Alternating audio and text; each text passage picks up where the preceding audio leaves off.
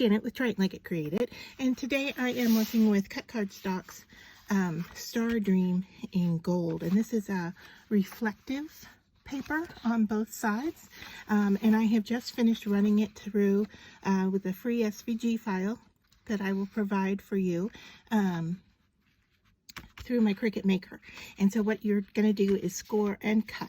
Now this is a 105-pound paper, and so it's going to take a little bit more pressure on the cutting than just a normal heavy cardstock, and you may even find that you want to run it through your machine twice depending on how well it cuts.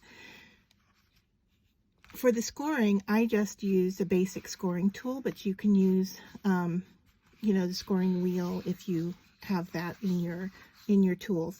So then once we are scored and cut out, all we need to do is fold along the lines, and you want to fold them all in the same direction. So you can see the folds are here, and so I just want to fold them all into the same direction. So I'm just going to go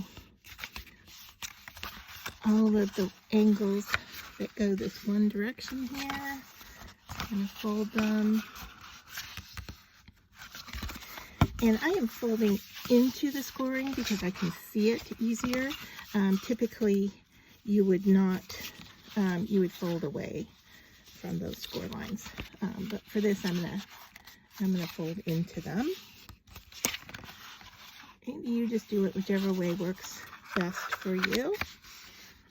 But like I said, you're gonna fold them all in the same direction. And this vase design is just perfect for this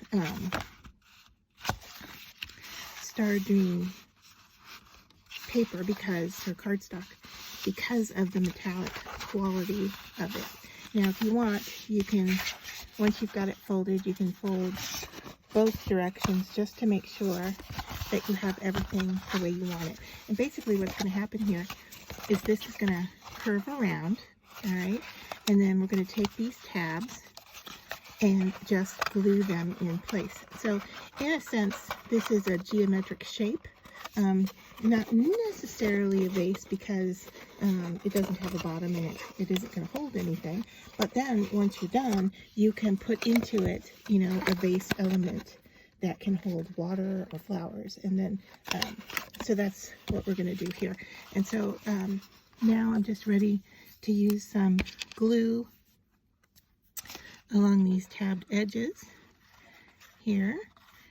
And if my glue doesn't want to come out, I'm just going to poke it here with a needle to get it started. Should have checked this off camera, sorry about that. All right.